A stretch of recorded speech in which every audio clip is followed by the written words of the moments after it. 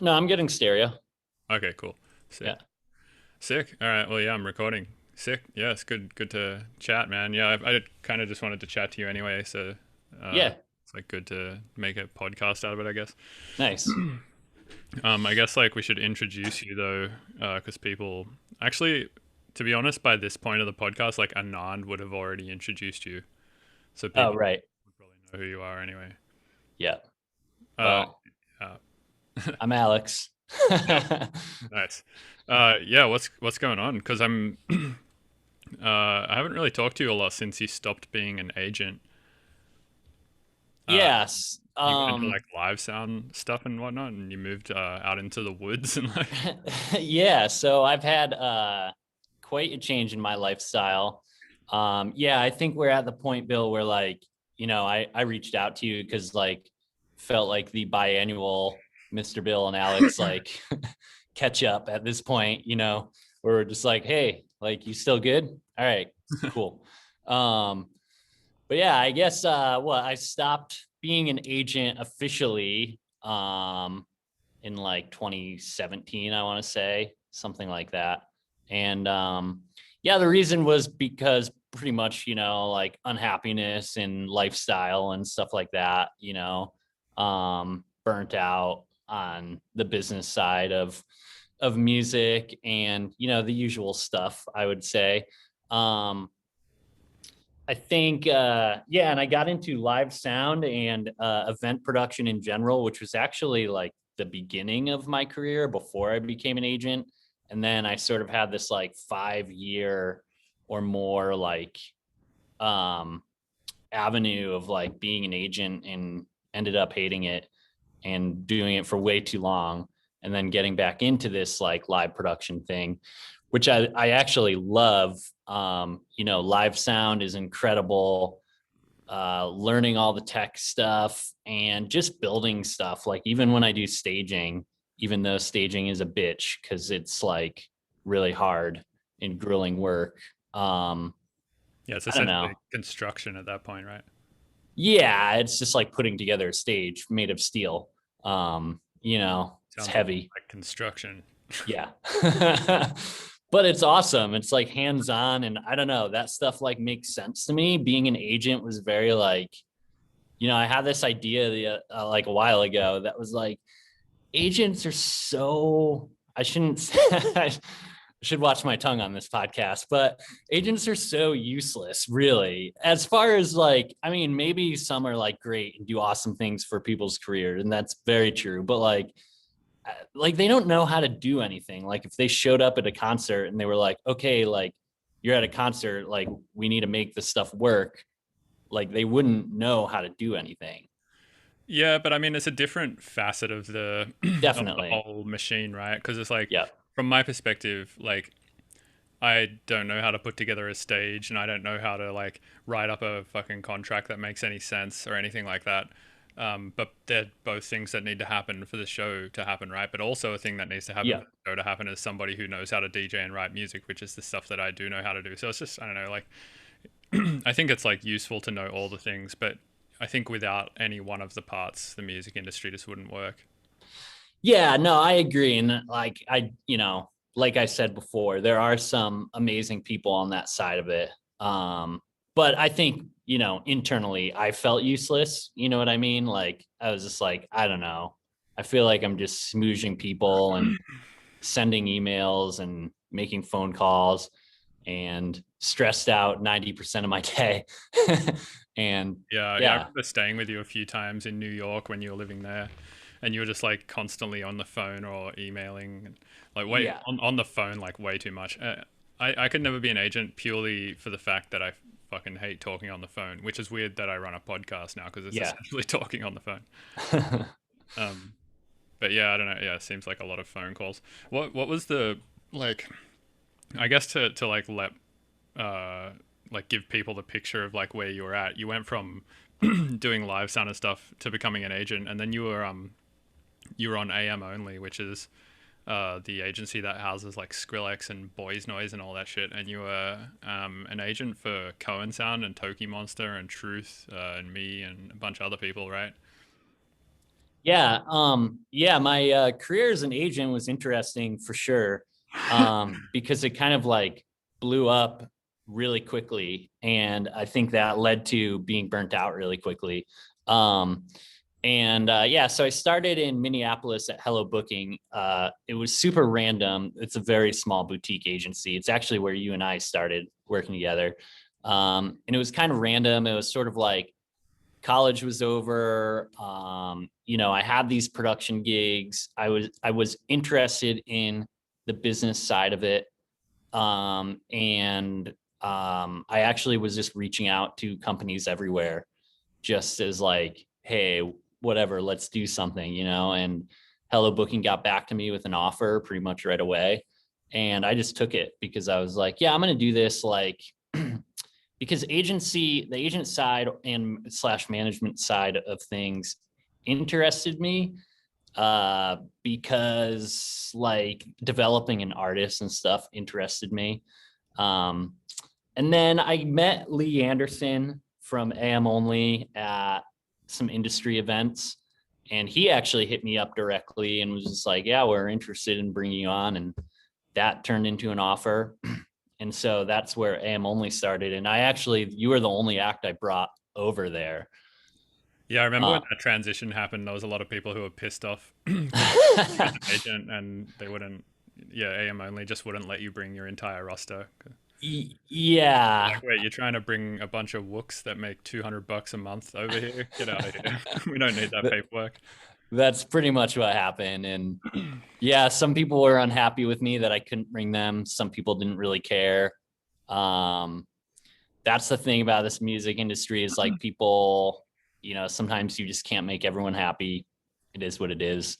Um, I feel like the agent game as well. It's just like, what's the word for it? It's like very just all over the place. It's like chaos. Like Dude. I've lost. So I've never fired an agent, but I've lost like 3 or 4 agents. To all of them quitting being an agent, basically. Like when you quit being an agent and you passed me on to Tynan at Madison House. Well, Yeah. he also quit being an agent now as well. Really? I Yeah, didn't no, know that. yeah, he's a manager now. Oh, He like stayed in the business side. He said he like always wanted to be a manager, but I guess like COVID happening just like kind of pushed him to do that quicker. I think he was on like a contract with Madison House that lasted X amount of years, huh. and COVID sort of like nulled the contract. So he was just like, all right, I'm just gonna do the thing I wanted to do. Yeah. Yeah. And like, yeah, it's a lot of chaos, and it's a chaos within the agency too. And make no mistake, the professional agencies like Paradigm slash AM Only, where I worked and stuff, are just as chaotic. Like they might have this facade of like, hey, we have everything together, but like it is not the case. Yeah, well, I mean, when you think about it, like on the agent side of things, the whole sort of goal is to take the stress off dealing with like all of these like really unreliable promoters essentially. I mean, I guess like once you get to a certain level, promoters become reliable, and if they're not, then they just get weeded out of the industry pretty quick. yeah, But there's a level I think where, it's not super abnormal to have to probably chase a promoter for weeks to get money out of them, right? right. And Yeah. So that like, job kind of like falls on you as the agent at some point. yeah, and like the agent, I mean, to get into a textbook definition, like is the person who gets the talent jobs, right? And their money. Like the manager can do some of that, but they really like oversee accounting for the money and stuff like that rather than like proactively getting the jobs. Um, then you get to like, as an artist, like you reach a point for like mega artists like Taylor Swift and Paul McCartney and stuff, like none of them have agents. Oh, really? Like Roger Waters, yeah, they don't have agents because they get to a point where like, they can call Paul Tillett from Golden Voice and just be like, hey, I want to do a show, like set it up. Wait, who's And Paul Tillett from Golden Voice? he's the Golden Voice founder. So they do like Coachella and like a lot of stuff in LA, but an Gotcha. example of In that case, is Paul Tillett not then the agent? no, there technically would be no agent. There would be a deal between, you know, there would be a contract from somebody of, making like, a contract between parties of like Taylor Swift's management and like, Golden Voice or whatever. But then isn't it like her management is just acting as her agent? Sort of, yeah. But they do have to like split hairs because I guess in certain states, specifically California and New York, it's illegal to be a manager and an agent for some reason. I actually don't know why either. Someone could probably music industry or no, it's I actually think it is more involved in the movie and actor industry, but it like it translated over to the music industry as well. That's strange. Yeah, I never knew about that. So long as her management company is not in California or New York, then it would be fine. Yeah. Weird. But I mean, I guess like either way, for all intents and purposes, they're taking on the job of what a manager and agent would do. They're just not calling Right. it the same thing. Yeah, exactly. Where are you, by the way? I see a bunch of gridiron helmets in the background and like a bunch of. Oh yeah, I'm in I'm in my store. So due to COVID, not doing live sound right now. So Mount Snow, I'm managing their one of their retail shops for the winter while I lay low. Normally, Mount Snow would be a place where I do sound at their nightclub, the Snow Barn, and do like all their outdoor events and stuff like that. But yeah, not a thing right now. Wait, so it's possible that during this podcast, someone might walk in and buy a gridiron helmet? No, it's closed right now. That would be an awesome thing to happen during the podcast, though. Dude, I needed a gridiron helmet for my podcast with Richard Devine. Dude. So what happened with that? I actually just saw your post about it and haven't listened to that podcast yet. Oh, mainly because I was scared about listening to that story. It's not until right at the end, about Okay. 40 minutes into it. Basically, if you don't want to listen to that story, I go like, hey, man, so I heard from Dave Tipper that you had a heart surgery too. Tell me that story.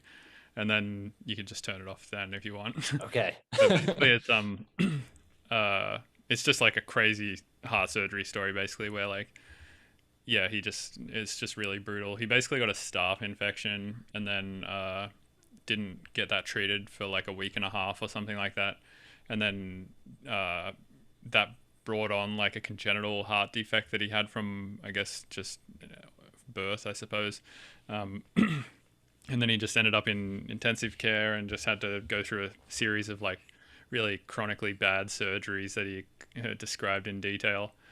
Damn. And yeah, it just made me real queasy and I passed out and cracked my head open. Yeah. I think that's actually why I hit you up. And I was like, hey, man, you all good? Yeah, I was fine. Hey, YouTube. Like, so my computer's right here and my cat gets off my table this way and quite often turns my computer off. Nice. Pretty annoying. Yeah, I was fine like later that night after I like just went and got staples and stuff. But yeah, it was just like it was definitely a weird thing to happen. So was he like on the other, I mean, I guess, we don't need to do a recap of that podcast, but was he on the other side like, hey, Bill, hey, you No, okay? he just kept telling his story and I think he was just like trying to be professional and like plow through it and like keep the podcast going sort of thing. Wow. And I don't think he like fully realized that I had just like passed out. Right. So, and then it took me basically like passing out for 2 minutes and then like going to get a towel from the bathroom and like, holding it on my head and like going and laying on my bed for a few minutes and then like coming back and being like, oh man, I gotta go. I cracked my head open. And then he was like, oh shit, I had no idea. Right. He probably didn't know the severity of it. Yeah, I don't think he really understood like what was going on. Yeah. Because yeah, I mean, it's a pretty weird thing to assume, right? Like if you just like went out of frame right now on the video, I probably wouldn't be like, oh, Alex just like passed out and cracked his head open. I'd be like, oh, Right. maybe he's like plugging something in under the desk or something. Yeah, for sure. Man, crazy. Yeah, it was pretty nuts. So yeah, you're up in Vermont, right? Yeah, I'm up in Vermont. Yeah, I guess that's another change in my life, lifestyle change. I think overall I needed a lifestyle change, I think you were someone who hated New York City when I was trying to convince myself I loved it. Dude, And every you were every like, time I would go there, I would just be like staying. Like I stayed on your couch once in a house that you lived with like 3 or 4 people who you just didn't know and just met on Craigslist and shit. And I was like, yeah, dude, this is like the worst vibe. Why? yeah, yeah, it's nuts there. And it's like, I mean, it's great in a way, but I really hated living there. And, Vermont is just like, it's an awesome place, especially if I'm on the road a lot in the summer and doing sound to like come back here. And, I can't imagine doing live sound and going on tour and then coming home to an apartment in Brooklyn. I'd be like, wow, this is fucking a mess. Yeah, I mean, I think it depends, right? Like, I live in an apartment now in San Francisco, Right. and I love it. It's awesome, but I live by myself, so it's like, Right. it's just Yeah. essentially like I have a big bedroom here that I have like a studio and a bed and a shit, and it's like plenty enough space for me. Um, Yeah. And I think like, I couldn't afford that. I was like a first year agent at AM only, so like I just didn't have the money for that kind of lifestyle in Brooklyn. And like moving to Vermont, I have like a like pretty sick 1 bedroom house, and like, it's like really set up and a beautiful location. And I don't know, like the price of what I would pay for a room in an apartment with strangers in Brooklyn. yeah, totally. And was there any option with AM only to not live in Brooklyn, basically, or did you I have to? could live in California, but I mean, like, there was technically remote options, but like, as far as they were concerned with like where I was at in my career, like they were telling me where I was going to be, like it was more along those lines of our relationship. Like I needed to be in New York and working out with Lee Anderson. Like that was the deal. Hmm. And why do you think it was that he wanted to get you on in the first place? I So think we we just should we should explain that Lee Anderson is Skrillex's agent. Yes. So Lee Anderson is Skrillex's agent, as well as Disclosure, Zed.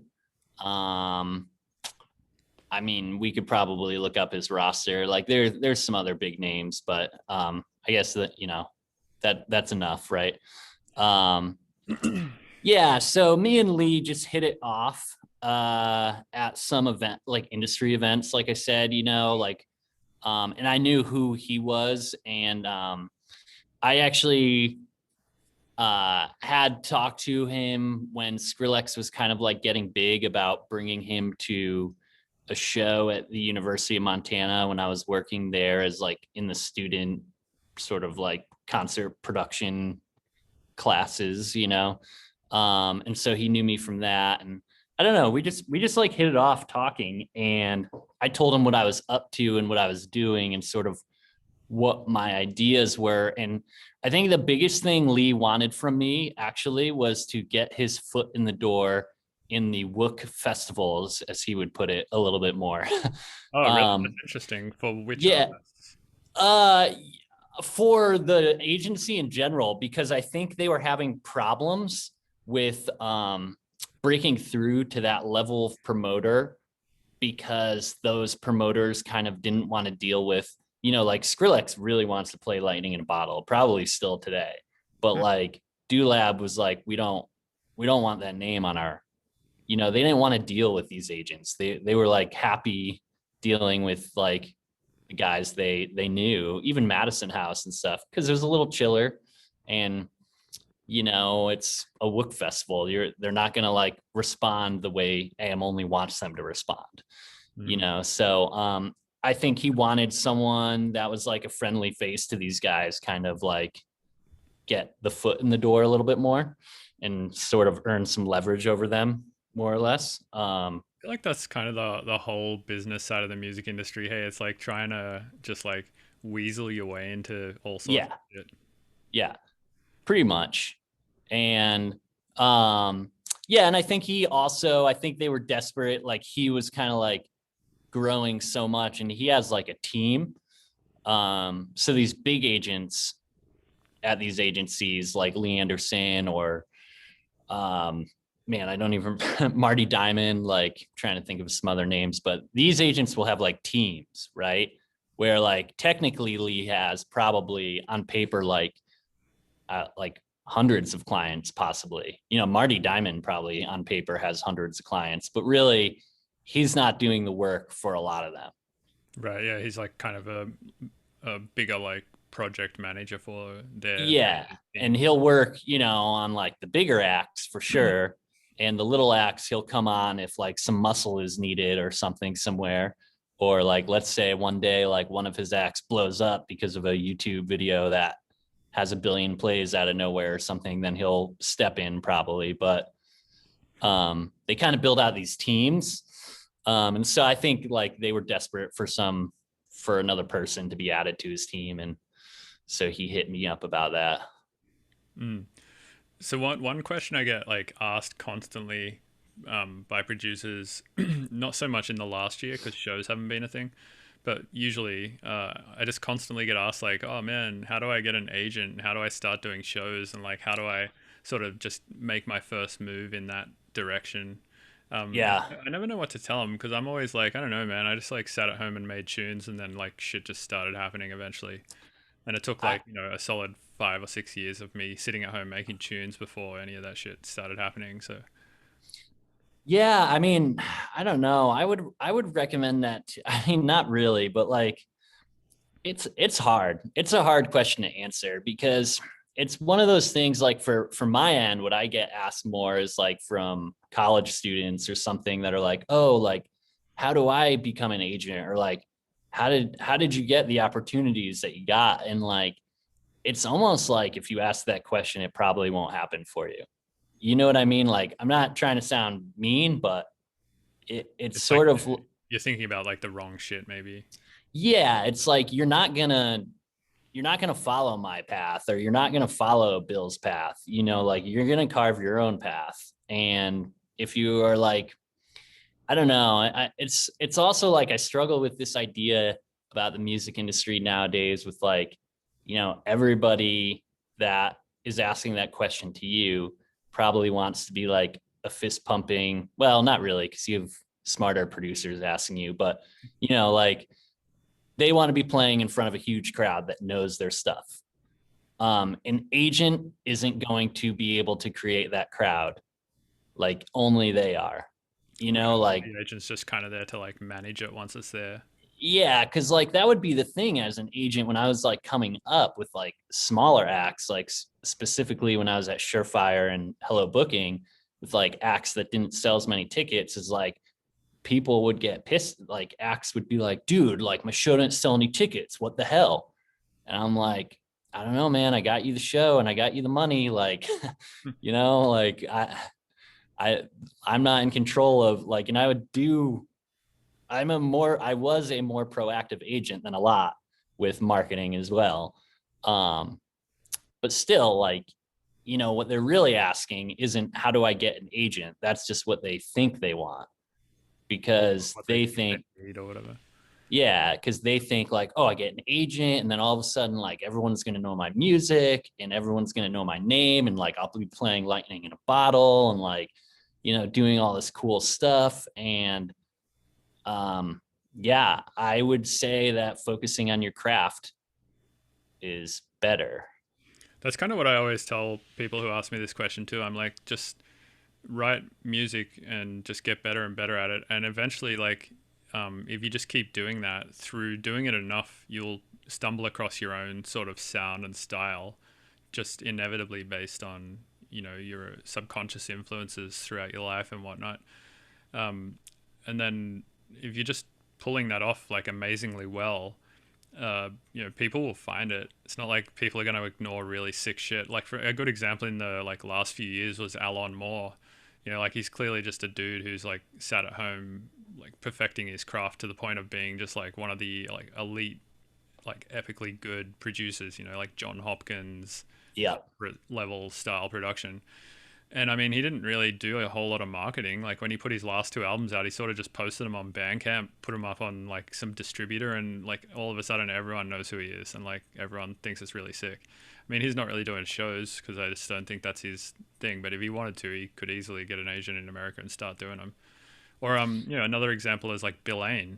Bilane is like Yeah. not someone who's massively like promoted his stuff ever, but he's just one of those people who sits at home and just like has perfected his craft, and everyone knows him because he's just so good at it. It's like people just slowly started finding out about it, and because it was so good, they started like, I think there's some like pride in like showing somebody else an artist that's like new and really sick, like Oh yeah. if you hang around your friends and you're like, oh, but have you heard this like new thing? Oh It's so yeah. fucking good. And you want to be that kind of artist, right? That people are excited to show their other friends that they found first. That's like some new crazy shit. And I mean, yeah, the only way you can be that artist is to be really good. Yeah.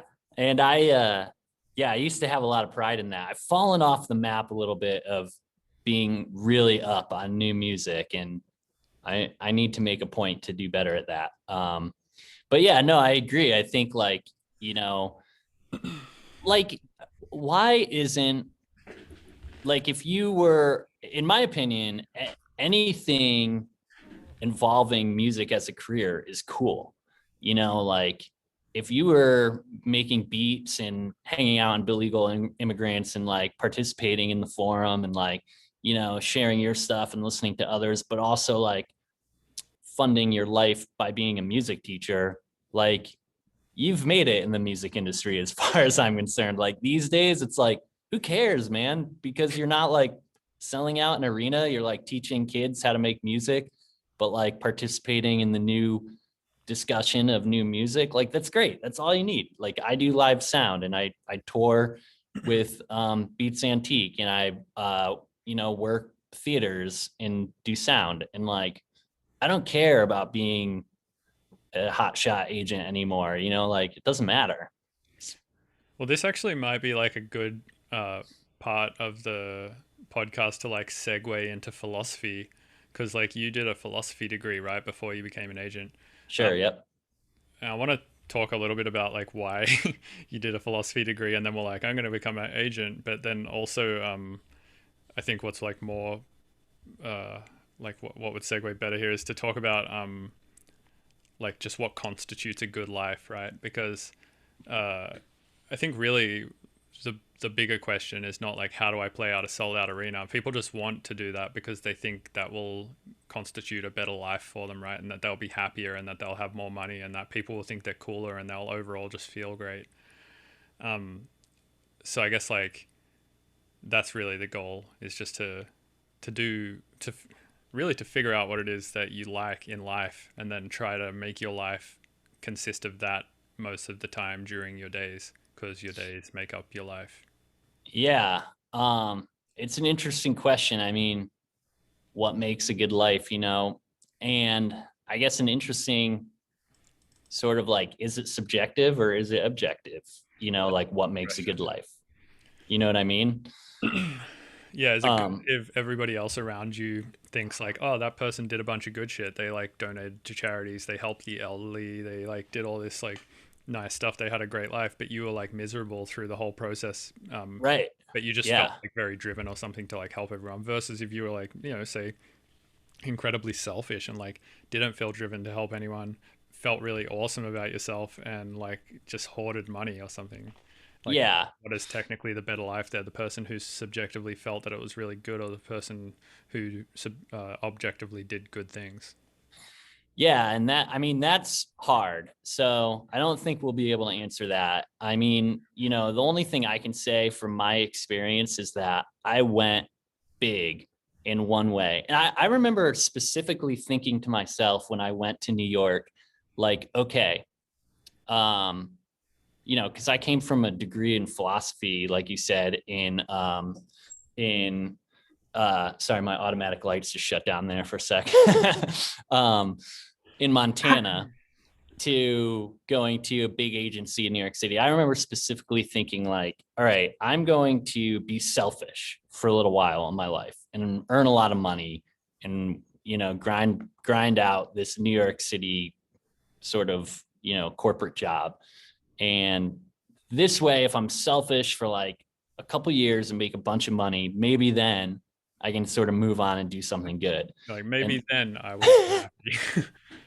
and it like occurred to me like, a year in or something, and I transitioned to another agency, Surefire Agency, and we worked together there as well. And things improved, but still found like complete emptiness. And for me, it was just like, for me, it was the activities I was missing. Like I wasn't playing guitar, I wasn't snowboarding and skateboarding, which like are huge for me, obviously.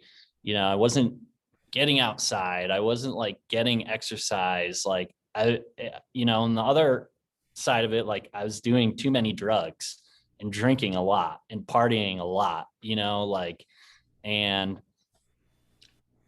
I don't know. I think health is a big part of it.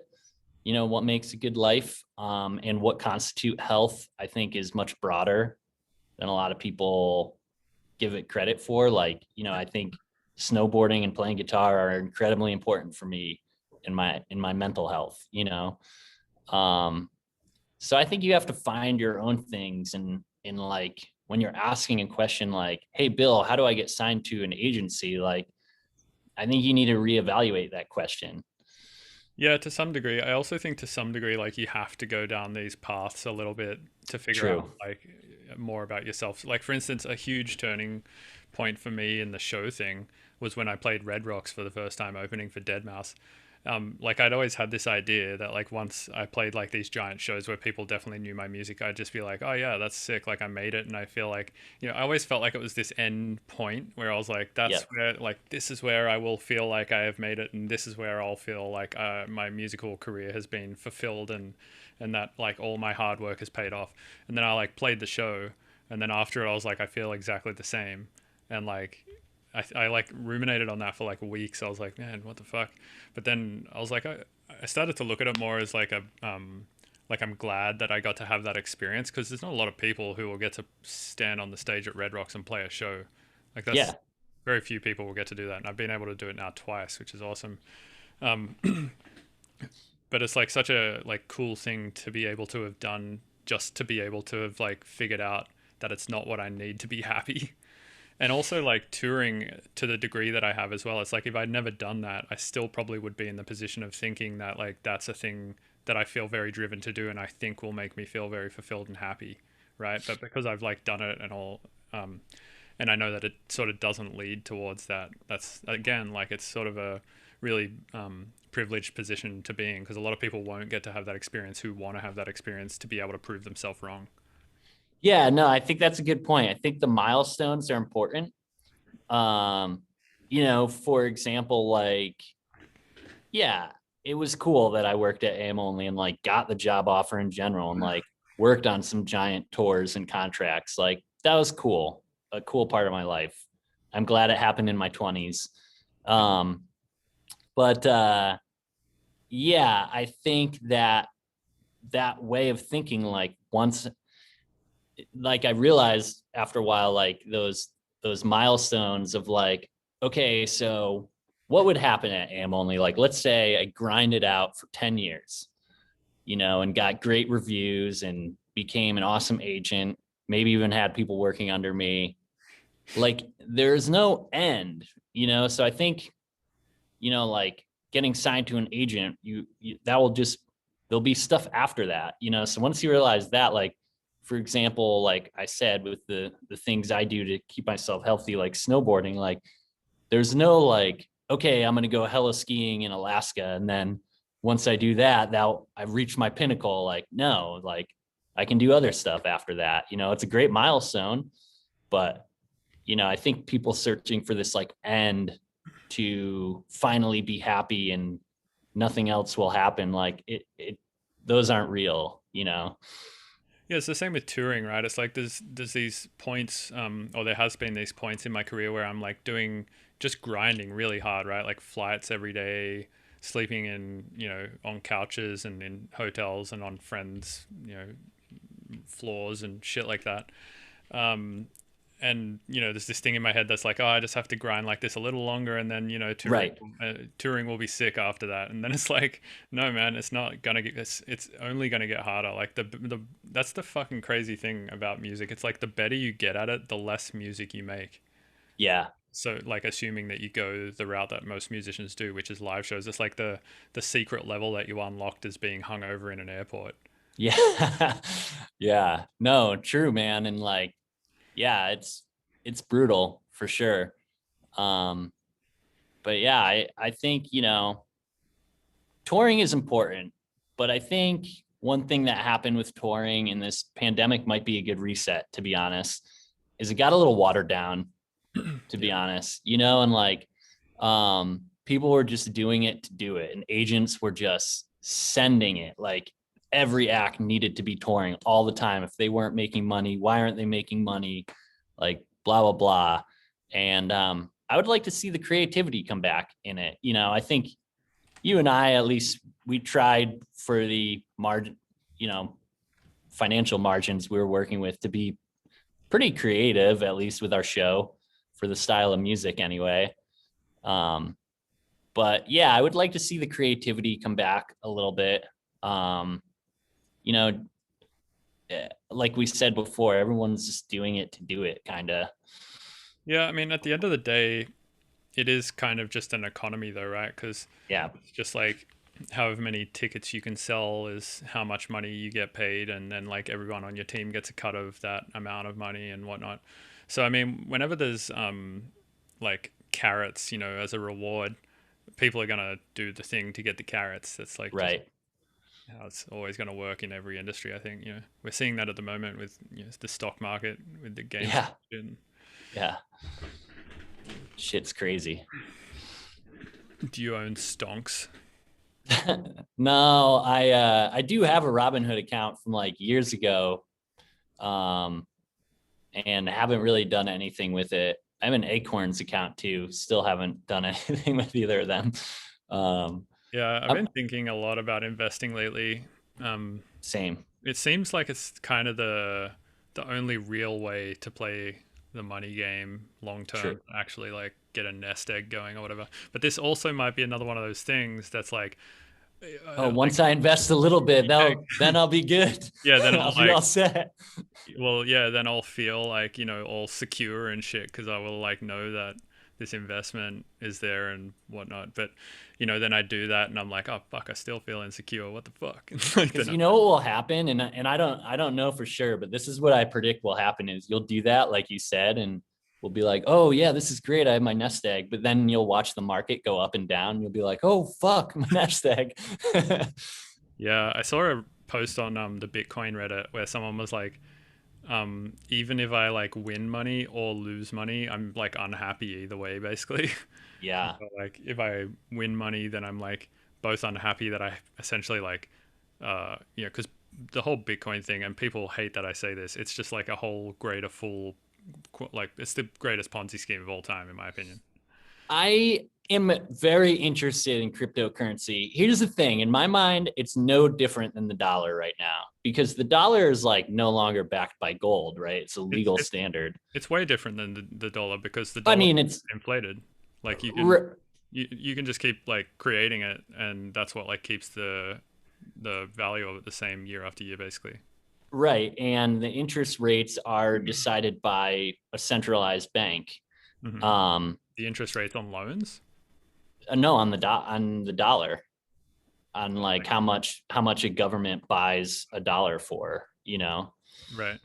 and yeah, so I don't know enough about cryptocurrency. Like, I never got involved, and I haven't really done my homework. I'm interested in it for sure, because like, let's be honest, like something's got to replace our sort of market dinosaur eventually. I agree with that for sure. I think the way that I look at crypto right now, and when I say crypto, I essentially just mean Bitcoin, Right. um, is that it's kind of like people are not really buying it because they think it's this like decentralized currency that's going to like change the world, right? People, that's 99% of people are buying it so they can sell it for more than they bought it for. Right. Of course. Right. Greedy fucks. Yeah, exactly. And like, what does that mean? That means if they bought it for $10,000 and then they sold it for $20,000, that they just made a bunch of money from other people, basically. Like that money didn't come from anywhere. Like it didn't come from nowhere. It came from other people who lost $10,000, basically. Right. So I guess this person was saying like they're unhappy either way because they realize that even if they win money, that they're just like winning it from other people who are losing it.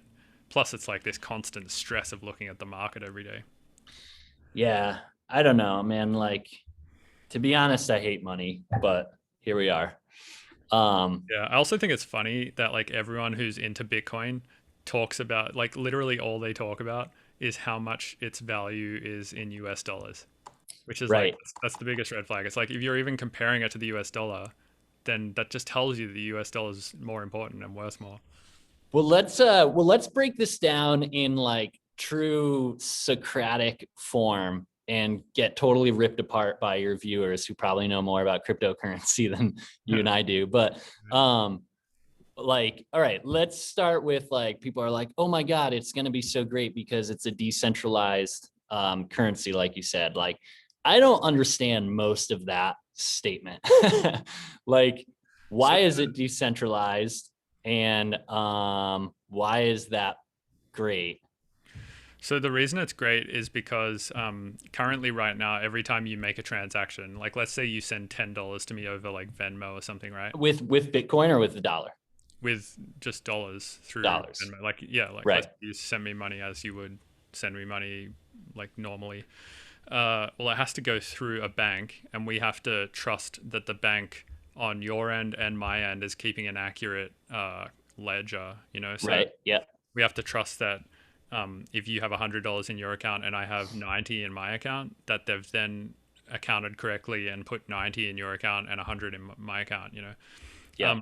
And because we have this like weird intermediary thing and it's like all centralized in this one spot, the bank, that's kind of a problem just because we have to put so much trust in that system to work. Right. Whereas Yeah. with Yeah. Bitcoin, it's like everyone it's like peer to peer sharing with like torrents or whatever.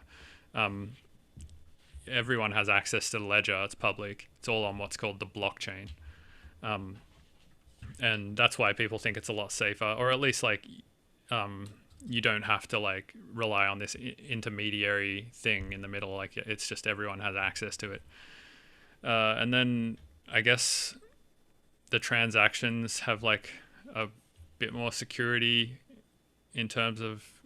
I'm not exactly sure how the security works, but the problem is that like it's actually probably less secure because it's not FDIC insured like a bank. Right. Yeah. And yeah, so what happens if it crashes? Everyone just loses money. Yeah, pretty much. I mean, mostly the people who lose money are the people who bought it at 40 grand. You know, Right. people who bought it way back in the day just lose whatever they invested. I like the way Warren Buffett puts it. He says, if everyone in the world started with 1 cent and you flipped a coin every day, and whoever picks the coin that had the right side on it, let's say heads or tails, Mhm. all the 1 cents from the people who picked the wrong side, their 1 cents go to the people who picked the right side of the coin. And then you just keep doing this every day. And what will happen is the exact same thing that's happened in our society, which is like a few people will just end up with all the money. Yeah. Yeah, man.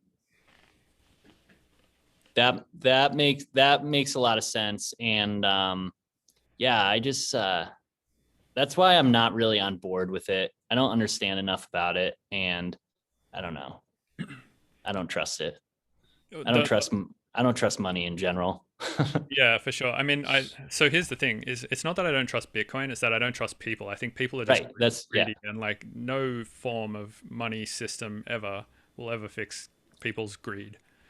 And I think that's kind of just like why I don't really see this Bitcoin. Like I understand how to some degree how the technology works, and I think it's like it's impressive, right? Like it's a cool idea. It's like very clever, um, and it But it's will. still just more of the same. I feel like It's the same in the sense that yeah, people are just treating it as stocks, you know. right.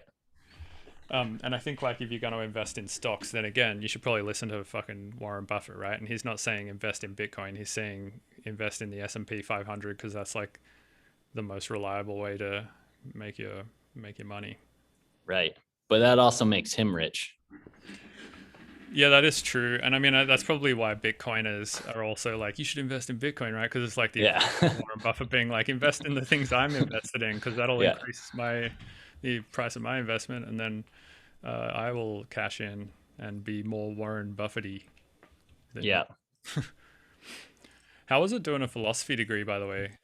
I mean, I loved it. And it was interesting because I also took entertainment management classes, and that was in the business school. And, and then I was also in the liberal arts school taking philosophy, and which was funny just because business school teachers and students were always like, oh, wow, yeah, he takes philosophy. And like, I could have been failing philosophy for all they knew, like, but How they does just thought, philosophy class even work though? Like it's you just sit around and sort of talk about questions basically. no, it's much more rigorous than that, thankfully. Like, that's sort of the idea, like that people think about it like, oh, yeah, you can just talk about how you feel about something, but it's very analytic and like strict. And like, when you take, like, let's say an Aristotle class, I mean, you read all of Aristotle and you have to like take his arguments out of his reading in an analytic form, and meaning like premise conclusion type, and like and find the arguments and then write a paper, let's say, on like why he was wrong, which is very hard. And You're like prove Aristotle wrong. You're like easy. yeah, right. And like, um you know classes I really liked were, but there are more, I would say, poetic philosophers like Thoreau and stuff, which he's more about like the prose and like sort of the poetry. Like, I mean, he does have definitely like arguments. Like specifically, there's I think there's an argument against like taxation he had one time that was really famous. And then but then he writes Walden, which is just him living in the woods for 2 years. Um, so it's harder to extract like analytic philosophy from him. But then you have things like metaphysics, which are strictly analytic, and those deal with like problems of our reality, um, Like free will. free will and causation and stuff like that. Yeah. Um, What did you where do you stand on free will? Free will. That's a good question. I would say, I do believe that, first of all, I believe that there is a God, but I do not believe in any religion. I don't think, whenever you're like, oh, yeah, I believe in God, people are like, oh, wow, you're like Christianity. And it's like, no, no, like it doesn't have to be that way. Maybe it's the wrong word to use for it then. Right, yeah. I subscribe to, I think, Spinozan sort of idea of God, which is like that it's nature, like you could call it nature, right? And nature is unfolding in a certain way, because like God, it is all knowing and all benevolent. And so even though, we have, you know, people who get bone cancer and stuff and evil things that happen in our world, which I think this is a problem with it for sure. The evils of the world, like how could God let that happen? I guess some kind, things that explain it are like, well, we're so minute compared to the universe that, those problems aren't on scale. But I would say that I subscribe to that because I think that's a level of determinism I'm comfortable with. Like, I don't believe we have total free will. I think if like the universe unfolded billions of years before us and now we're here and we're born, there's probably a lot out of our control. But I don't think it has to be either or. Like, I don't think it's black and white, like we have free will or everything's determined. Um, and I think there's this funny fear in humans when they hear determinism and stuff that like, oh, well, if everything's determined, then I'm just going to sit here and do nothing. And like everything will just happen. And I don't think that's necessarily how free will works either. Cause then it's like, well, you just decided, like, yeah, that might have been part of the plan, but that's now your decision. So I think our decision is like part of the determinism, you know? Right. Yeah. So like for instance, like you just scratched your nose, right? Do you Yeah, think if we could rewind the universe back a few moments to right. where just before you I scratch your nose, I think I would have always scratched my nose. right? Because like, Yep. if you could have been in the exact same state again with your brain, like just prepared to fire all of those synapses exactly as they just did, Yep. like, which of, by the way, like all of those synapses that were about to fire, like so much subconscious shit out of your control as to like why that's happening, right? Like there's so much shit that's just on autopilot deep down that you have zero control over within your Yeah. own body. Um, but yeah, I guess like the idea of free will is that if we could rewind back to that point where your brain was in the exact state in the universe, everything was in the exact state it was just before you did that, that you could have chosen to do otherwise. I think I would have done the same thing. And I think, there's an important distinction in like new modern philosophy, which I actually really like, which is that, so there's a philosopher, George Lakoff, and there's one other, Mark Johnson, that write this book about the embodied mind theory, which is very interesting because, most of Western philosophy is rooted in this mind body dilemma, which is that, there's a distinction between mind things and physical things. Meaning, like if you raise your hand, there's two separate things going on. There's like a thought that exists in like an abstract way of raising my hand, and there's the physical mechanisms. But like you said, how in the embodied mind theory works is that everything is physical. Like the synapses fire in a certain way. Ideas are actually physical electrical elements that happen in the brain. Right. It's the And consciousness that confuses us on that, right? That yeah, makes us feel like there's something other than physical. Because I mean, right, like you raising your hand and like feeling like I just chose to do that feels a certain way. right. It's like, you know, it's just so hard for us to do that and feel like it's completely involuntary, right? Yep. Like if you have Yeah. a And muscle spasm or something, like something that you're not in control of, and you're like, fuck, like my muscle just like spasmed or something, and you see that, that also feels a different way, right? It feels like right. I'm watching something happen that I'm not in control of. But it's really like it's all that you're not in control. You're not in control of any of it, but it's just like um, some some weird shit going on with consciousness that makes us feel like that we are in control of all the things that we're doing.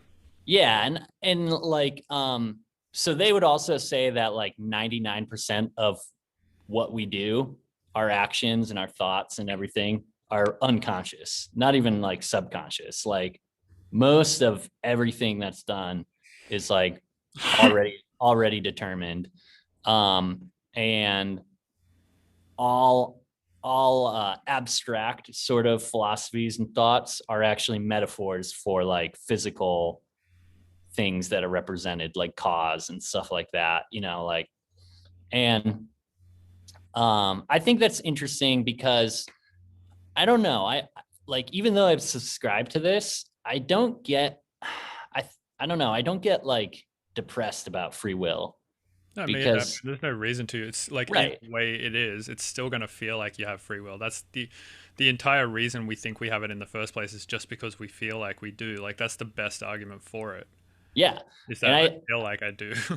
I think, yeah, right. And I feel like I do. And that's all that matters really in our life. Like, whatever, on the universal scale, like we don't fucking matter. So who cares? And like, in that sense, like, I don't know why everyone then chooses like depression and I don't care, I'm not going to do anything with that. Like, okay, or you could do like an awesome job and work really hard and like do everything you love and like But it still won't matter. either way, you would have reacted to finding out this information is still like predetermined, right? It's like just again, it's like your synapses just get set up in such a way by hearing that information based on a bunch of subconscious shit and external influences that you didn't have any control over to fire at such a way that make you either say like, yes, this is great, I'm going to do the best job I possibly can, or no, this sucks, I'm going to be depressed about it, right? Right. Sure. But That's why I do think there is a problem with free will. And I actually wrote my senior thesis on something I call the aesthetic uh, problem, or what did I called it something else too, like the subjective objective anomaly or something, where you know, basically we are like just a figure of sense organs, right? We have eyes, we have ears, we have everything that makes senses, the five senses or whatever. And all of that is basically like we're in this like pool of electromagnetic energy just like swarming around us. And we take input data, which is like light refracting on the cones of our eyes, and like sound going into our eardrums and stuff like that. And that input data gets registered into our computer, and then what happens actually afterwards is we have output data, which is us reacting to the world from whatever input data we had. Like, you would be walking down the street and you would stop at a crosswalk because you see that, and all the sensors of you're at a street corner would fire and you would stop, and then you would react with the world. And I think that's how art is made too. I think like that's why art is made Oh, dude, yeah, is a total input output system. So there's right. something I've been like espousing for a while, which is that I don't think creativity exists either, or at least I don't think it exists in a vacuum, right? Like I don't think it Right. exists in the way that a lot of people think it does, where they're like, I just had an idea. That's like creativity just coming from my insides. Like, now I'm inspired. I don't think it works that way. I think it's like all input output. It's, Yep. you take some sort of stimulus in, and then that like trigger some shit in your brain to be like, oh fuck, that gives me an idea, and that's especially why I think you're more creative when you're being creative with other people, because there's just more stimulation. Like there's more Yeah. senses coming in, which triggers your brain more and go, I think everyone who's played music or written music with another person has had that experience where they do something and you're like, oh, that gives me an idea, and then you do something and that gives them an idea, and it like you bounce back and forth off each other and stuff. I think and one thing I've been teaching people a lot lately, because a lot of people also hit me up with the question of like, how do you never get stuck with music, and like why, like, how do I stay inspired and all this kind of stuff. And for a long time I couldn't answer the question until I kind of like thought about this for a while and figured that the only thing you need to do is to be able to reliably create outside stimulus coming in via like randomization inside your DAW and stuff like that. And if you can reliably do that, then you can reliably trigger your brain to have ideas. Yeah. And I think, like, I was saying that these philosophers who write the embodied mind theory are claiming, obviously not an exact science number, but like that 99.98% of our activities sub or unconscious, right? So I think this output data, though, of creativity is actually what makes us human. And I think that there is a level of sort of like change that we put into this like energy that's out there, is like this creativity output.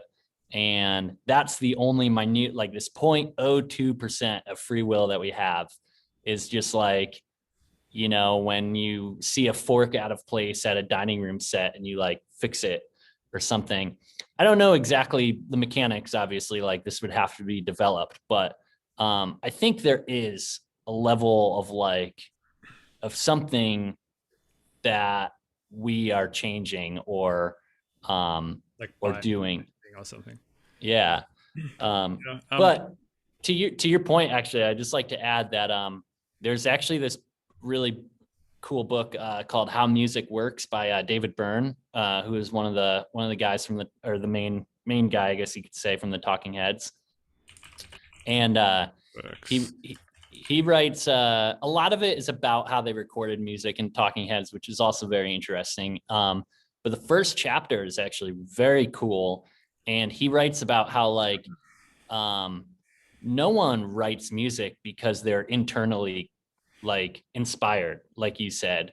Like we really write music and music developed because, first we wanted to write it for the churches, and we had these huge pipe organs, and like that's the music they wrote. It wasn't because they were inspired to write hymns or pipe organ music. It's because that's the venues. And then it turned into orchestras, and then eventually orchestras could even have quiet parts because they had like amphitheaters that would actually like, so it wasn't bombastic all the time. And then He's kind of saying we're just like products of our environment musically. yes, yeah, exactly. Yeah, and I think those things don't have to be depressing. Like I don't know, I just feel like there's a level, or like some people look at that kind of stuff and are like, like that sucks. And it's like, I don't know, in a way it's kind of awesome for some reason to me. I mean, you're on like the most fun, crazy ride you could ever possibly be on, like where within that ride you can like make your own games up and like have people play these games with you and all sorts of shit. It's like this Yeah. pretty impressive.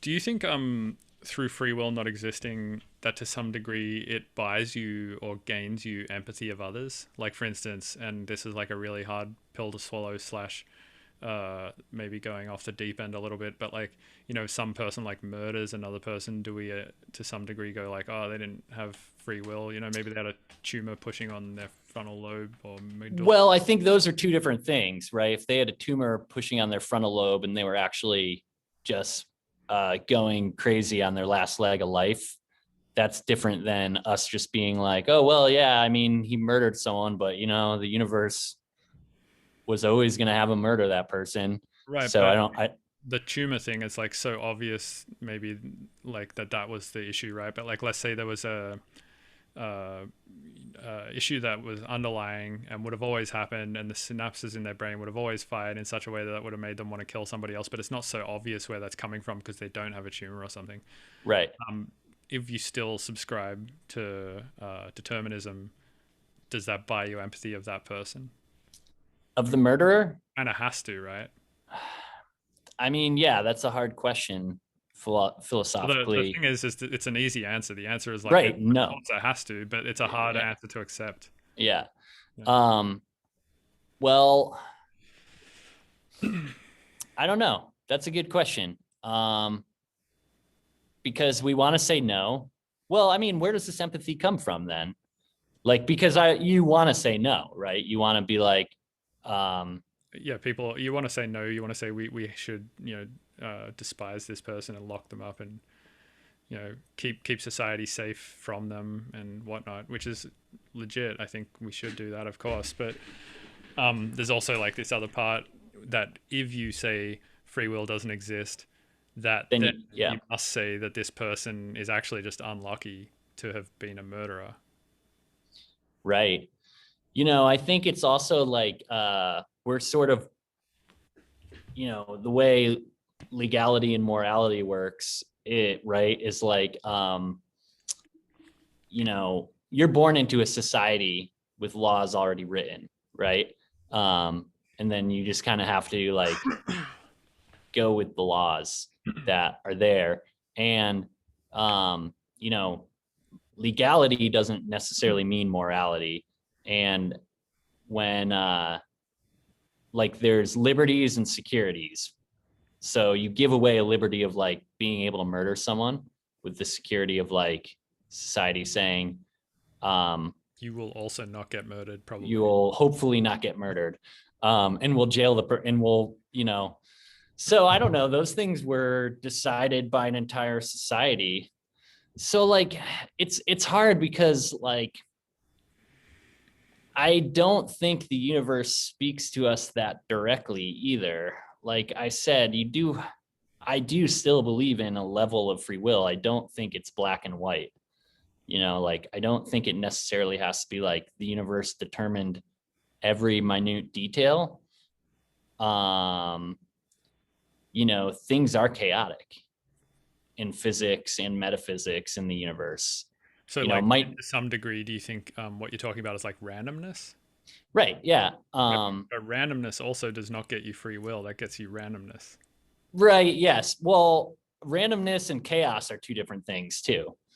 Not And it might just be that we lack understanding, but in physics and metaphysics, right, there's a lot of chaos still. Um, Wait, how is chaos different from random? because random can still be calculated in a certain way, No, right? random Chaos. means random. I mean, No, but so this is the so I date a cryptographer or I date a hacker basically, and one of the huge things in infosec, like internet security, is RNG, random number generation, and right, essentially the entire game of cryptography, like how to make the most secure passwords, is how to create the most uncalculatable random thing. And if you can do that, that's kind of you've like won the game basically. right. So no, by definition, random does mean like completely uncalculable. So yeah, so yeah, I guess that's what we can prescribe to it. But yeah, I don't know. I don't want to have empathy for him. No, but Yeah, no, no, nobody does. But yeah, I guess like my question or my thought there is that like because this is another thing I've thought about because I definitely think there's no such thing. I think everything is like I'm pretty much a hard determinist at this point. I would say, yeah, but I've thought like in being a hard determinist, like I also have to like be empathetic of people that are just unlucky who are murderers, right? But it's like such a hard thing for me to reconcile with this thought because I want to be a hard determinist, but I also don't want to have empathy for a murderer. right. Yeah, I get stuck there a little bit. Yeah, that one is tough. Because I would say at this point, I would also say I'm mostly a determinist. Yeah, Sam Um, Harris has a really good book about it. It's called Free Will, which who is does? Sam Harris. Oh yeah, free will. Yeah, have you read it or listened to it? No, I haven't, but I know of it. I should read it. It's really good. Yeah, it's also pretty short as well. Like the audiobook version is 2.5 hours or something. Nice. And he's got another book that's really cool called Lying, which is all about lying. And he's like, he basically makes an argument that there's no reason that lying is ever better than telling the truth. So, what do you think that everything has been determined already, or that it gets determined at the time of creation? Um, I mean, that's a hard question to answer. I think that's like impossible to say, but I also think that as far as we can like see back, like if you pay attention to like where a thought comes from, right?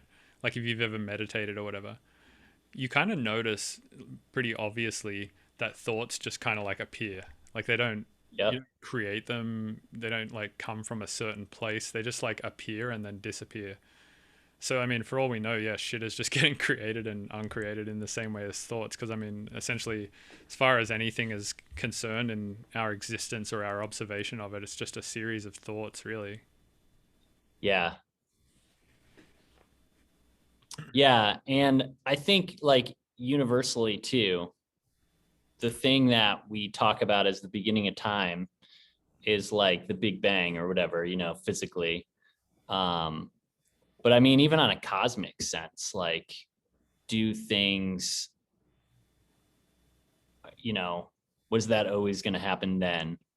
Or what does that even mean for something that's more of a concept, before time, like everything being condensed into an idea more than like a geometric point, or shape or like container or whatever. It's hard to say when like consciousness came into effect, because consciousness is really like where the crux of all of this shit comes from, right? It's Right. like us having this experience that feels like there is some state of being there, like there is a state of what it is like to be us. And if like we can imagine that if we were like a cat or a dog, there would be a state of what it is like to be a cat or a dog. But we can also say like if we were a rock or a brick, there's probably no state at which it is like to be a rock or a brick. Right. So it's like really all of the questions I think emanate from this state of being. Um, Alive. yeah, I actually I thought of something pretty interesting the other day, or not thought, I like found out, and this is like kind of unrelated, but it just you going back to like the Big Bang and evolution, like just reminded me of evolution and stuff. And I learned that the Tyrannosaurus Rex like the distance of time between us and the Tyrannosaurus Rex is the same distance of time between the Tyrannosaurus Rex and the Stegosaurus. Wow, Yeah, isn't that crazy? It's like, that's amazing. yeah, like when we think of dinosaurs, we think, oh, they're like, dinosaurs. They're all around at the same time, and then they all died at the same time, Yeah. and humans came along. But no, it's like the dinosaurs were around for that long that the Stegosaurus was the amount of time we are from the Tyrannosaurus Rex back. And this all that's funny that you said that. So also, isn't this true that the amount of time since they've been extinct is like way longer than we've existed, than humans have existed? Wait, what? Wasn't it like, because humans have been around for what, like, I don't know, how long has human civilization been around?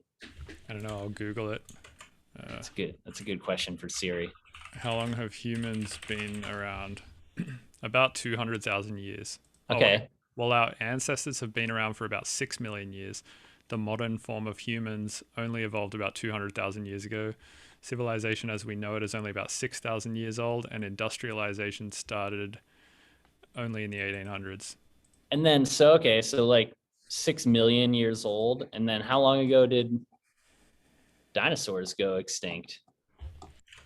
Um, how long ago did dinosaurs become? I like that this is the only questions we've Googled so far.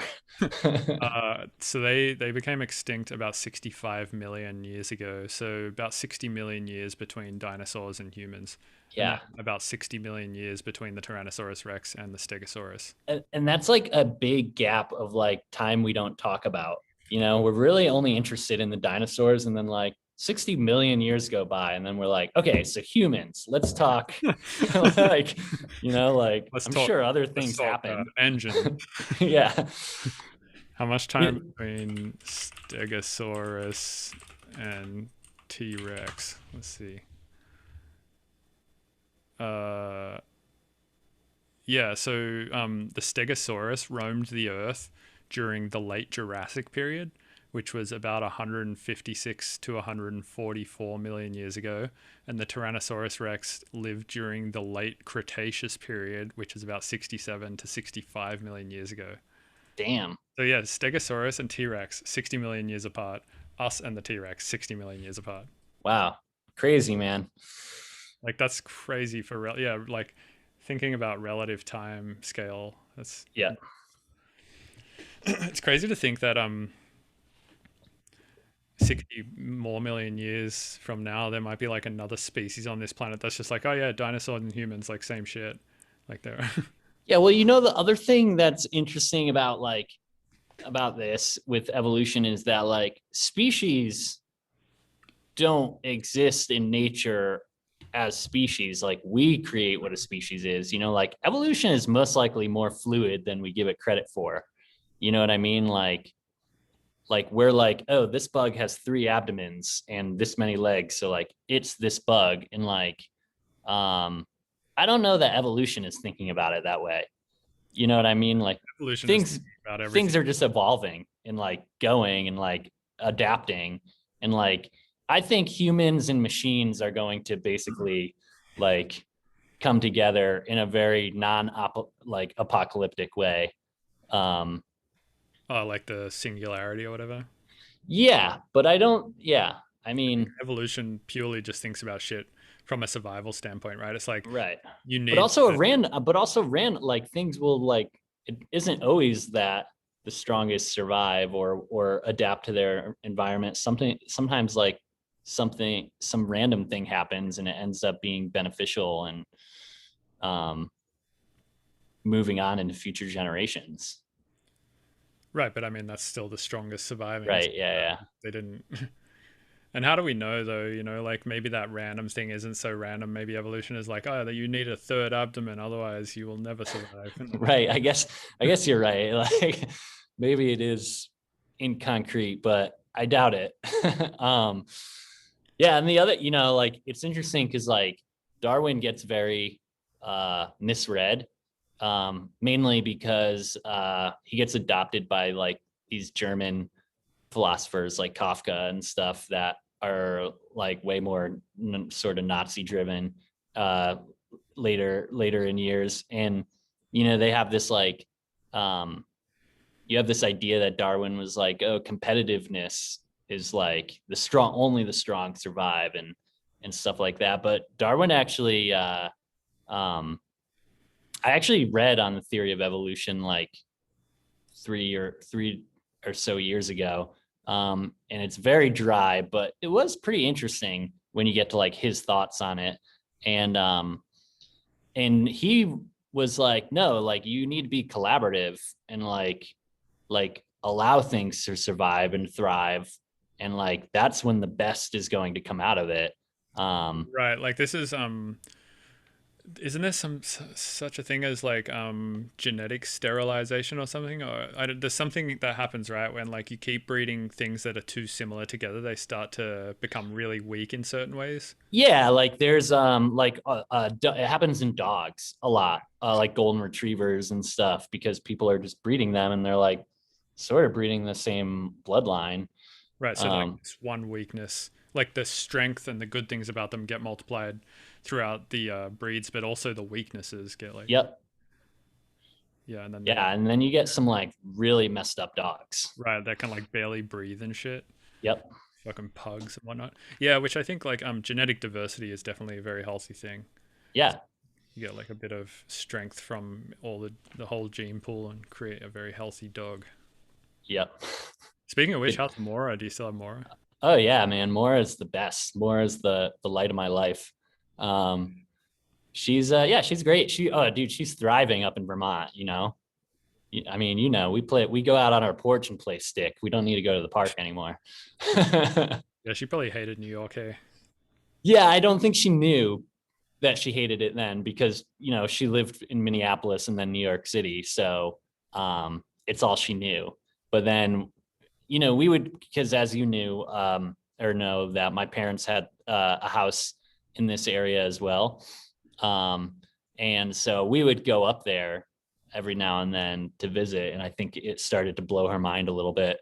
And then, yeah, when we moved, now she's like so content and like so happy. Um, I'm married as well. Did I Wait, talk to you? Did I talk to you? wait, no, I Yeah, had no yes. idea about Yeah, this. yeah. So I did get married. Don't worry, like you're totally invited to the wedding when it happens. Wait, We when did got you get married? we got legally married last December because she is from Brazil. Okay. And so we kind of, we went through the paperwork. But she was working up here at the ski resort, and we met there. And yeah, she's amazing. And also part of why Maura is so happy is she has a full-time mom now who loves her. And yeah, we were gonna have like a wedding ceremony this summer, but weddings aren't doing so hot these days. Yeah, seems like most gatherings are not. Speaking of which, I spent all morning on Twitter reading a bunch of threads because Squanto played a pretty packed show in Southern I Carolina this week. saw that. Yeah. Yeah, and oh man, how do you feel about? I mean, obviously, there's only really like one logical way to feel about this, but So, I mean, like, yeah, I think we're both subscribed to the fact that we should listen to doctors and scientists and health officials, right? of course, Um, but yeah, we should. But the other thing is like because the CDC fucked up so many times. Like for instance, they were like, wearing masks is whatever, you don't have to do it. And then they were like, holy shit, fucking wear masks, it really helps. And then they were like, oh, also, they said something else. Like there was a few pieces of information they gave out that was just completely wrong. And now today they put out a post saying wearing two masks oh, I saw that. I is didn't like read way, the article, but yes, I saw that headline, and yeah, I they're basically like it's way better. You should definitely put on as many masks as you possibly can, basically. I saw that article and I was like, or that headline, I was like, God damn it! Like, Right, but um, because of this fucking misinformation they put out at the start, it's just given the dumbasses so much ammo. To, yeah, they're like you have all these people on Twitter who are like, "Oh, CDC said like mask." They're like, "Yeah, dude, they said that last March when they barely had any information about anything." Like, yeah, and I mean, here's the problem, man. Is like we saw science work in real time in a global like way, and the problem with that is you have to do an experiment to even get a hypothesis. And then like science starts with like wondering something about nature and then doing an experiment, you get a hypothesis, then you do like hundreds of more of experiments with controls and variables, and then those are reviewed by peers who do hundreds of experiments with controls and variables, and And then then like, at that point you're at like a theory, yeah. and like the problem with having this happen in real time and getting released in the news, like, even if the news is like, oh, a new experiment shows this, it's like, yeah, great, then we can wear another mask. That's fine. But then if they're like later on, oh, turns out through new experimentation that didn't help, people are like, oh, these fucking assholes don't know anything. And it's like, no, it's just like, this is a hard problem. I wish society had more patience, you know? And when I see that like Squanto thing, um, yeah, for me, it's like, I hate this about what we did with the pandemic. And I think it was largely mismanaged, not just by our leader, but by world leaders in general, it seemed like. There was like a lot of data that was squashed because of embarrassment and stuff. And like, that's not how we should work together. And, we were on this like fence of like, to me, it's like either we just go for it and get herd immunity and like lots of people die, and or we like do a complete lockdown and like filter this thing out. And we like hit this like fence of that, of like, yeah, kinda, or no, I'm gonna do this, and like got in fights about it, and like some people were doing this, and like that I think was like the worst possible scenario. Yeah, I would agree. I think it's been handled pretty terribly, especially in America. I mean, Australia's fine, like shows Right. are happening there again, like But big you guys fucking locked down. kind of. I mean, we also just don't have that many people in Australia. Right. Yeah. And it's not like America where like, there's a $49 Spirit flight that can just take you across the country and Yeah. In this like cylinder cesspool that flies in the air. yeah, apparently airplanes aren't actually that bad for getting COVID. They're not as bad as like I guess like restaurants or other Yeah. that. Airplanes are pretty good because of like the the air conditioning. Right. Yeah. Yeah, there's a few studies that showed people on airplanes. The only people who got sick if somebody on the plane had COVID was like the few rows around them. It Yeah. wasn't the entire plane would get sick or anything. Oh, that's interesting. Yeah. So I don't like that show happened because, for me, I'm just like, dude, we either like do this and get rid of this thing and we all get back to normal, or you guys keep doing that and likely continue it, which any kind of potential continuation is bad in my eyes. Yeah, and the annoying thing is the people are like, yeah, well, if you don't like it and you don't want to get sick, just don't come. And like, if just wear a mask if you do come and you'll be safe. And it's like, man, it does not work that way. Like, Yeah. if everyone who is in that building now gets COVID, it's not like you're all staying in that building quarantined together for the next 3 weeks. If you were, that'd be fine, but you're not. Yeah. Swanto's getting on a plane and flying back to Utah. Everyone in that building is like dispersing and going back to their families and like going back into society, which is like if a bunch of people got COVID there. So the good way to think about this is STDs, right? When you think about like how sexual partners work, you talk about it in the sense of like fluid bonded, right? And it's like if I have sex with somebody and they have an STD and I then get an STD and then I have sex with another person and give them an STD and they have sex with another person, give them an STD. Like this is just how shit viruses spread. Yeah. And a good term I think to use for COVID is air bonded. So it's like now you've just become essentially fluid bonded or air bonded with like, a shit ton of people. And now you're all going to go and just like bond with other people and How many people were at that show? like 500. Oh, I mean, yeah. it's a lot. And Yeah, that's a lot.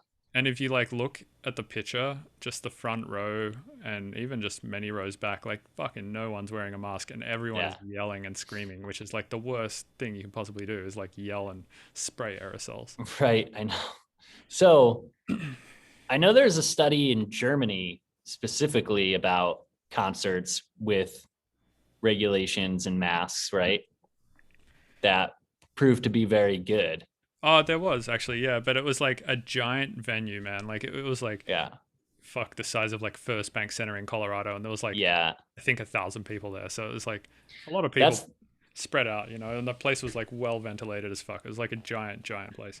that's the problem with like that drive-in movie theater model is like they're financially just is not going to work Yeah, anywhere. but logistically and public health wise, it's not that bad. Like It's being not out, that bad. yeah, Yeah. being outdoors reduces your risk by 10 times, and Yep. wearing a mask, like a surgical mask or an N95, just reduces it by like another 2 to 10 times. So Yep. I mean, you can be outside with another person, and if they're 6 to 10 feet away, and neither of you are really yelling too much, and you're both wearing masks, your risk is pretty low. I went to one and I worked one. Uh, yeah, I only worked one actual concert this year. Um, Yeah, I did one or two drive-ins with Ganja White Night, one in Wisconsin and one oh in Los yeah. Angeles. And Yep. then I did one outdoor patio show at the Midway in San Fran. And the San Fran one felt definitely the safest, also because the case rates were like the lowest here. The Wisconsin one felt the sketchiest just because I knew the case rates were high there or higher Yeah. than here. And then the LA one didn't feel too sketchy, although I did quarantine for like 2 weeks when I got home after it just to make sure. Yeah. That's the other thing is like you have to be responsible about it, right? Like if I'm going to go out and do a show like that, I'm going to come home and quarantine and not go out for 2 weeks just to make sure that I'm not spreading the virus anymore, which is what I did after every show that I played. And then I went like, so I did 8 days in a test. So you basically, the ideal time to get tested is between 7 and 10 days. That's when the test is most effective. Like if you come Yeah. in contact with someone who has COVID and you get tested the next day, it's still Right. going to show up. So, yeah, 8 days in a test is what I've been doing. Yeah, And we've just been like really safe. In an annoying amount of, like I see everyone like, oh yeah, I went on this road trip, and I'm like, oh man, I've just been like sitting at home, like trying to wait this thing out. And even my wife was texting me today, like, nah, dude, after the season's over at the mountain, like we're going on a trip. Like everyone is doing it. Like it doesn't matter. And so we've been talking about it, and we do have flights still to Mexico in June. So I don't know. That might happen.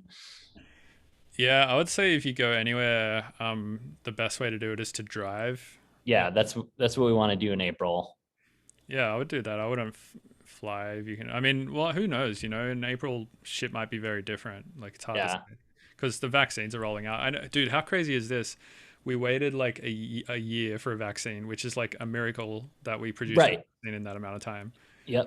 And then we're getting bottlenecked at fucking getting it into people's arms, and there's like truckloads or many vials of the vaccine are just going off because they can't logistically get people into the same place at the same time to.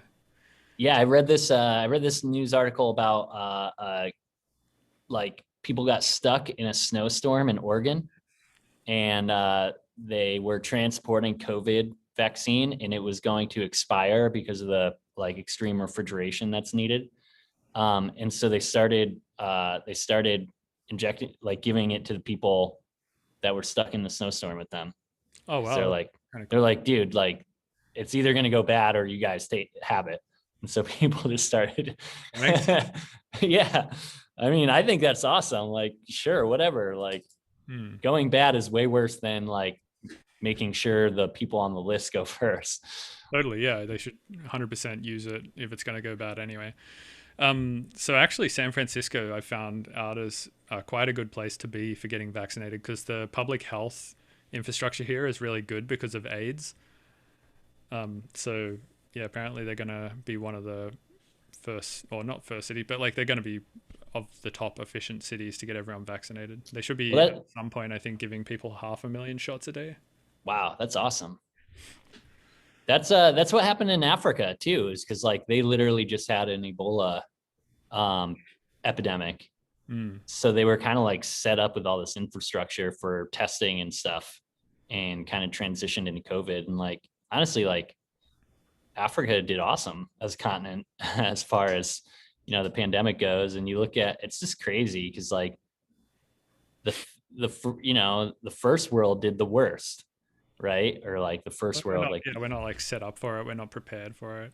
and we like did this weird thing where we like didn't work. I just was mind blown about this. Like we didn't work together at all. We just like pointed fingers.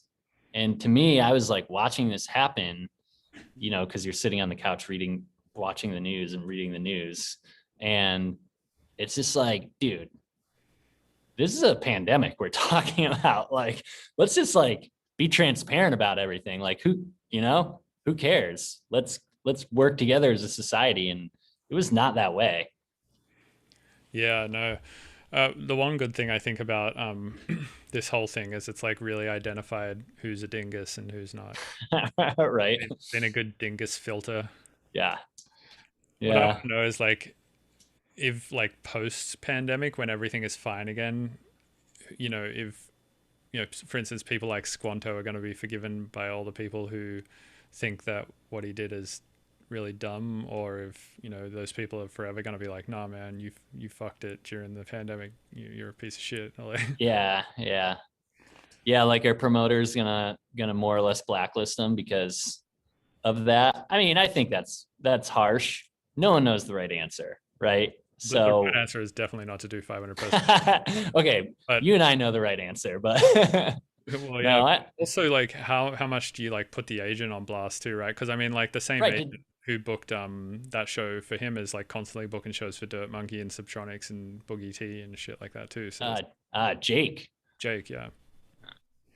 So it's like Wow. to what degree is he responsible? To what degree is the promoter responsible? To what degree is his management responsible? Are all of those acts actively doing stuff? Because I know like he got put on blast, Squanto, but like I've Dirt definitely Monkey is, and yeah.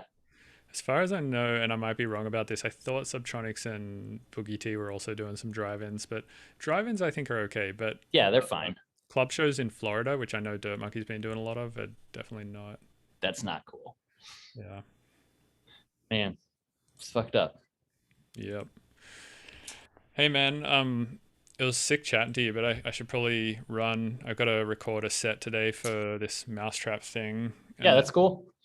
um, yeah. Other than that, it was yeah, it was sick talking to you, man. Yeah, you too. It's been a while. We've been great friends for a long time, and yeah, maybe we'll catch up more than twice a year. Yeah, So hopefully I, post I COVID. literally I saw that Richard Devine thing, and I was like, oh yeah, I should like check in with Bill. Yeah, man. Hopefully, post COVID, I'll end up over in that side of the world, or you end up over this side. Yeah, definitely, man. Sick. All right. Cheers. All right, see you later, Bill. All right. I hit pause on the